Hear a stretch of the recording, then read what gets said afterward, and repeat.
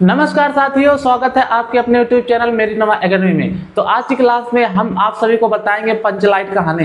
पंचलाइट कहानी जो आपके एग्जाम में बार बार आती है। बार बार आना नहीं मतलब आपके एग्जाम में आना है, ये किसी ना किसी सेट में मिलेगा। ये हम आपको सब बता देते हैं, ये आपके लिख के ले लीजिए, 100% आपके एग्जाम में मिलेगा। आपको इसे छोड़ के जाना नहीं, क्योंकि यही तीन कहानी हो गई, एक बहादुर कहानी हो गई, एक पंचलाइट, एक लाठी, इसी तीनों कहानियों में से आता है। ठीक है, आपको ये छोड़ के नहीं जाना है, आपको बिल्कुल याद करके जाना है। कौन सी कहानी है? पंचलाइट। अगर आप सभी से पूछे पंचलाइट कहानी लिखी किसने है, कौन लिखी है? फणीश्वर नाथ रेणु जी ने लिखी है। अगर पूछ ले आंचलिक कहानी के जनक किसे कहा जाता है, तो फणीश्वर नाथ रेणु की। आपके ऑब्जेक्टिव में पूछ सकता है कि आंचलिक कहानी के जनक किसे कहते हैं? फणीश्वर नाथ रेणु को कहते हैं। ठीक है, यह एक कहानी है।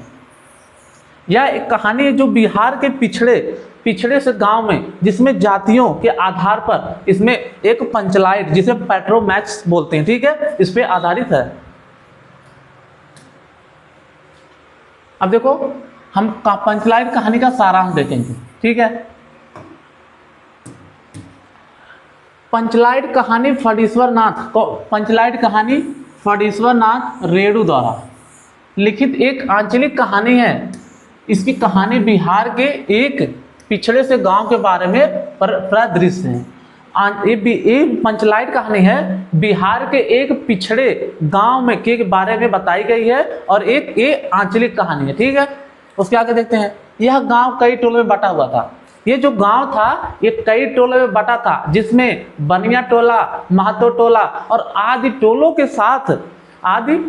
के साथ एक सबसे निर्धन टोला कौन था? महतो टोला था। इस टोले में पंचलाइट के बारे में बताया गया है कि पंचलाइट को पेट्रोमैक्स भी बोलते हैं। तो सभी टोलों के पास पेट्रोमैक्स था, लेकिन जो सबसे निर्धन टोला कौन था? महतो टोला। उस टोले में पेट्रोमैक्स या पंचलाइट नहीं थी।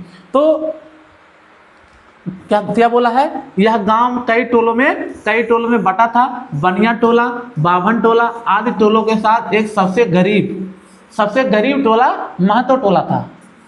कौन टोला? महतो टोला था, जो सबसे पिछड़ा टोला था। उस गांव में जो सबसे पिछड़ा टोला था ना, वो महतो टोला था। अब आगे देखते हैं। सभी टोलों के पास पेट्रोमैक्स जिसे पंचलाइट थी, लेकिन महतो टोले के पास निर्धन होने के कारण नहीं थी। जो इसमें देखो, सभी टोलों के पास पेट्रोमैक्स या पंचलाइट थी, लेकिन सबसे निर्धन होने के कारण किसके पास नहीं थी? महतो टोली के पास पंचलाइट नहीं थी। ठीक है, आगे चलते हैं।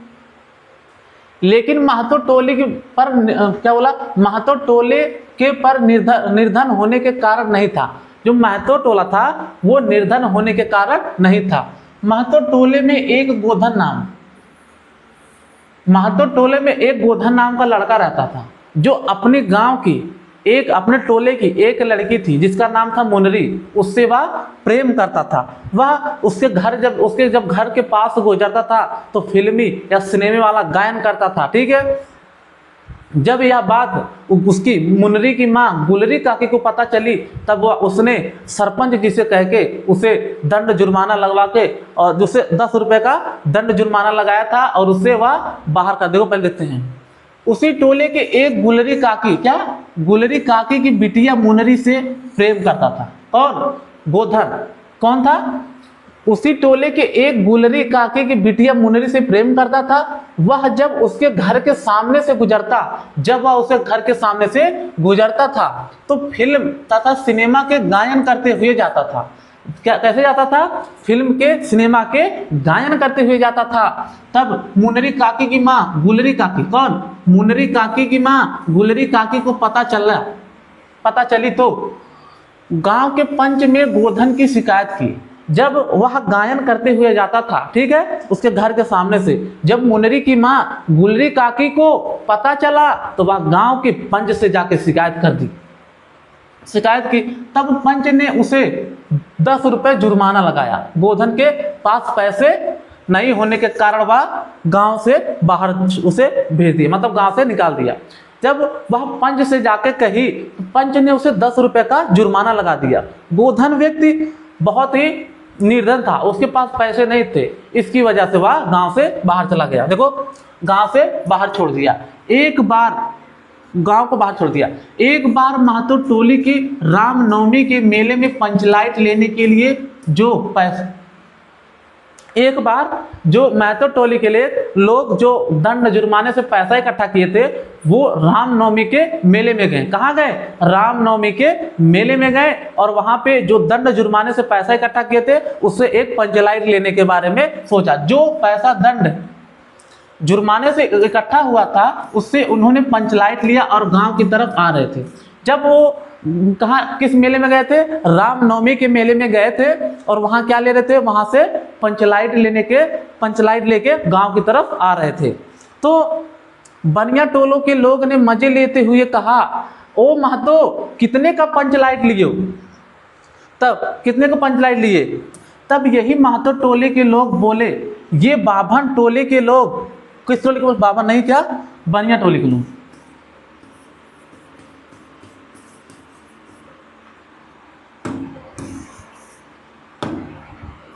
कौन टोला है? बनिया टोला।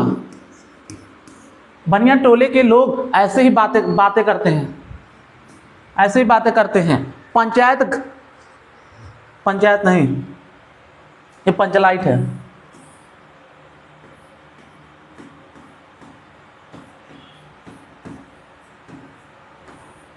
पंचलाइट घर लेके आए तभी सभी पूजा की तैयारी कर रहे थे। पंचलाइट की पूजा करने के लिए सभी लोगों में बहुत खुशी थी, सभी लोग नाच गा रहे थे। तभी यह बात याद आई कि पंचलाइट जलाएगा कौन, और तभी सन्नाटा छा गया। जब वह पंचलाइट लेके घर की तरफ आ रहे थे, क्या? जब वो पंचलाइट लेके घर की तरफ आ रहे थे तो गांव में पहले बनिया टोला बाभन टोला पड़ता था। तो बनिया टोले के लोग ने पूछा, अरे वो महतो कितने का लिया? तो मजा लेते हुए कहते हैं। तब ये सब बोले कि अरे ये बनिया टोलों के लोग ऐसे ही बात करते हैं जब इनके पास पेट्रोमैक्स है, हमारा पेट्रोमैक्स देख के इनको जलन होती है। मतलब जो पेट्रोमैक्स क्या होता है? वो पंचलाइट ही होता है, ठीक है। जब वो गांव में लेके आए पंचलाइट, अपने टोले में पंचलाइट लेके आए तो सभी लोग, पूरे टोले में खुशी का माहौल था। सभी लोग हंस खेल रहे थे, सभी लोग गा रहे थे और फिर किसी को पता ही नहीं था कि पंचलाइट जलाएगा कौन। किसी को मतलब जलाना किसी को आता नहीं महतो टोले में, ठीक है। फिर उसके बाद जब यह बात याद आई कि पंचलाइट जलाएगा कौन, तो पूरे मोहल्ले में, पूरे टोले में सन्नाटा छा गया। सभी के चेहरे पे उदासी छा गई। फिर उसके बाद जब अन्य टोलों को पता चला तो उन्होंने कहा कि अरे जो पंचलाइट है उसके जलाने पर जो उसकी आग की मतलब लवरें आती हैं उससे चेहरा भी भभक सकता है, यानी जल सकता है, ठीक है। तो सभी लोग उदास हो गए और सभी के चेहरे पे मायूसी छा गई। फिर लेकिन किसको? मुनरी को पता था कि गोधन को पंचलाइट जलाना आता है। मुनरी को पता था कि गोधन को पंचलाइट जलाना आता है। यह बात मुनरी अपने सहेली से जाके कनेली से कहती है। मुनरी जो है अपनी सहेली कनेली से कहती है कि जाके तू सरपंच से कह दे कि गोधन को पंचलाइट जलाना आता है। मुनरी बहुत डरती हुई जाके सरपंच से कही कि सरपंच जी गोधन को पंचलाइट जलाने आता है। तब उसने गोधन पूछा, गोधन कहाँ है? गोधन को उस लोगों ने दंड जुर्माने से गांव के बाहर छोड़ दिया था। तो दो तीन लोग गए गोधन को लेने के लिए, लेकिन गोधन आने से ठीक मना कर दिया क्योंकि बोला कि मेरे पास पैसा नहीं है, मैं नहीं आ पाऊंगा। फिर उसके बाद उसके बाद वो लोग फिर सरपंच के पास आए। फिर सरपंच ने मुनरी की माँ गुलरी काकी को भेजा जो मुनरी से वो प्रेम करता था। जब उसकी माँ गई तब उसको लेके आई, तब गोधन पंचलाइट जलाया तो सभी लोग एक साथ बोले बोलो महावीर की जय। तब जयकारा लगा उस दिन। फिर उसके बाद सरपंच साहब ने बोला कि अब गोधन तुम खूब गायन करो, खूब फिल्में वाला गाना गाया करो, अब तुम्हें पूरा छूट है। उसी दिन जो मुनरी काकी की माँ गुलरी काकी ने गोधन को अपने खाने पर बुलाया, ठीक है। आगे चलते हैं। आगे देखो, यह बात अन्य टोलों को पता चला, मजे लेने लग गए कि अरे पंचलाइट की भभक से क्या, पंचलाइट की भभक से मुंह भी जल सकता है। मुनरी को पता था क्या? मुनरी को पता था कि पंचलाइट जलाना आता है। किसको? गोधन को, कि गोधन को पंचलाइट जलाना आता है। तब यह बात मुनरी अपने सहेली कनेली से कहती है, कौन सहेली उसकी है, कनेली से कहती है कि तू जाके सरपंच जी को बता दे। कनेली डरती हुई कहती है कि गोधन को पंचलाइट, यहां पंचलाइट लिखेंगे, पंचलाइट, ठीक है, लिख लेना, साफ नहीं दिखाई देगा बट लिख लेना, ठीक है, जलाना आता है। तब यह सरपंच ने टोले के कुछ लोगों को भेजा गोधन के पास, गोधन आने से मना कर दिया। उसके बाद मुनरी की माँ कौन थी, गुलरी काकी के बुलाने गई। तब गोधन आया, पंचलाइट जलाया, तो आया तो फिर उसके बाद पंचलाइट जलाया। सभी लोगों ने एक साथ बोला महावीर स्वामी की जय। जब पंचलाइट जल गई ना तो सभी लोगों ने, पहले गांव में देखो सभी लोग जयकारा लगाते थे जब कोई काम होता था, जब उस गांव में नया होता था तो उसकी पूजा करते थे। ठीक उसी प्रकार से अब वो रीति रिवाज धीरे धीरे खत्म हो गया है, अब लोग थोड़ा दूसरी दुनिया में जाने लगे हैं। लेकिन नहीं, ऐसा नहीं करना चाहिए। अपने रीति रिवाजों को आप कितने भी पढ़ लिख ले, जो भी कर ले, कितना भी महान बन जाए, लेकिन अपने रीति रिवाजों को भूलना नहीं चाहिए। धीरे धीरे सब लोग भूलते चले जा रहे हैं। उसी दिन सरपंच जी ने कहा खूब गाओ फिल्मी गाने। उसी दिन तो मुनरी काकी की मां गुलरी काकी ने भी भोजन पर बुलाया। किसको बुलाया था, गोधन को बुलाया। ठीक है, समझ आई कहानी। एक कहानी आपको फिर से हम एक बार सुना के बताते हैं। ये पंचलाइट कहानी है, ये बिहार के पिछड़े से गांव के बारे में बताई गई है। यह फणीश्वर नाथ द्वारा लिखी एक आंचलिक कहानी है जिसमें जातियों के आधार पर बताया गया है कि इसमें कौन कौन से टोले थे, महतो टोला, बनिया टोला और आदि टोलों के साथ एक टोला था। कौन टोला था, महतो टोला। महतो टोला जो था वो सबसे निर्धन एवं गरीब टोला था। ठीक है, सभी टोलों के पास पेट्रोमैक्स, जिसे हम पंचलाइट बोलते हैं, सभी टोलों के पास पंचलाइट थी, लेकिन महतो टोलों के पास पंचलाइट नहीं थी। उसी गांव में एक व्यक्ति कौन था, गोधन, जो अपने ही टोली की एक लड़की थी, कौन, मुनरी, उससे वह प्रेम करता था। जब उसके घर के सामने से वो गुजरता था, वो फिल्मी गायन और सिनेमा के गायन करते हुए उसके घर के सामने से गुजरता था। जब यह बात मुनरी की मां गुलरी काकी को पता चली, तब उसने सरपंच से जाके शिकायत कर दी। तो सरपंच साहब ने उसे 10 रुपए का दंड जुर्माना लगाया। तब वह ना देने के कारण, मतलब उसके पास पैसे का अभाव होने के कारण वह गांव से मतलब बाहर निकल गया। ठीक है, उसके बाद तब एक बार सभी लोगों ने जो दंड जुर्माने का पैसा इकट्ठा हुआ था, किसका, महतो टोली का, तो उससे वो सब लोगों ने एक पंचलाइट लेने के बारे में सोचा। क्या सोचा, पंचलाइट लेने के बारे में सोचा।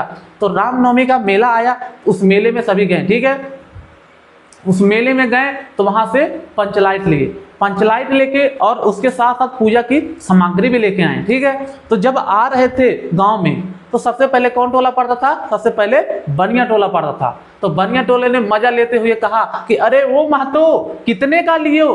तब ये महतो टोली के लोग बोले कि अरे ये बनिया टोलों के लोग ऐसे ही बातें करते हैं, इनके पास पंचलाइट है और हमारी पंचलाइट से इन्हें देखने के बाद जलन हो रही है। जब इतना सब कुछ होने के बाद तब वह अपने टोले में गए तो पूरे टोले में खुशी का माहौल था। सभी लोगों ने गायन की तैयारी कर रही थी, अपना ढोल मजीरा खोल के सभी लोग बजा रहे थे, नाच रहे थे, गा रहे थे। लेकिन किसी को पता नहीं था कि पंचलाइट जलाएगा कौन। जब यह बात सबको याद आई कि पंचलाइट जलाएगा कौन, तब पूरे टोले मोहल्ले में पूरा शांति हो गया, सन्नाटा छा गया, सबके चेहरे पे उदासी आ गई। यह बात मुनरी को पता थी कि गोधन को पंचलाइट जलाना आता है। ठीक है, क्या पता थी, मुनरी को पता था कि गोधन को पंचलाइट जलाना आता है। फिर उसके बाद वो अपनी सहेली कनेली से कहती है, कौन कहती है, मुनरी कहती है कनेली से कि जाके सरपंच साहब से कह दे कि गोधन को पंचलाइट जलाने आती है। तो उसकी सहेली कौन है, मुनरी की कनेली है। कनेली ने डरते हुए जाकर सरपंच साहब से कहा कि गोधन को पंचलाइट जलाने आता है। तब उसके बाद ने कहा, तब सरपंच ने बुलाया, कहा जाओ गोधन को बुला के लेके आओ। सभी लोगों ने बोला गोधन को आपने बर्खास्त कर दिया है, वह गांव से बाहर रहता है। तो सरपंच ने कहा जाओ उसे बुला के लेके आओ। तो उसके बाद दो लोग बुलाने गए, वो वहां पे गया तो बोला मेरे पास पैसे नहीं है, मैं नहीं आ पाऊंगा, तो वो नहीं आया। फिर वो दोनों लोग वापस आ गए। फिर उसके बाद तो मुनरी की माँ जो गुलरी काके थी वो बुलाने गई, उसके बुलाने पे फिर गोधन आया और पंचलाइट जलाया। फिर उसके बाद सभी लोगों ने एक साथ जयकारे में बोला, बोलो महावीर भगवान की जय। फिर इसके बोलने के बाद तो सरपंच जी ने कहा अब खूब गाओ फिल्मी गाने, सिनेमा वाले गाने। और उसी दिन तो यह बात हो गई कि गोधन की जो गोधन जिससे प्रेम करता था, कौन? गोधन जिससे प्रेम करता था मुनरी, उसकी माँ ने उसको उस दिन भोजन पे बुलाया। ठीक है, आप सभी को ऐसे पूरा एक बार कहानी सुन लेनी, एक बार या दो बार, फिर खुद के मन से लिखनी है। ठीक है, एक बार तो पढ़ना तो पड़ेगा, फिर खुद के मन से आप सभी लिख लेंगे। इससे बेस्ट हमको लगता है कि कोई नहीं बताया होगा, हम इस तरीके से आप सभी को बता देंगे। ठीक है, मिलते हैं नेक्स्ट लेक्चर में। तो अगले वीडियो में हम कुछ आपके लिए बेहतर जो आपके एग्जाम में आता है उसके लिए हम कराएंगे। ठीक है।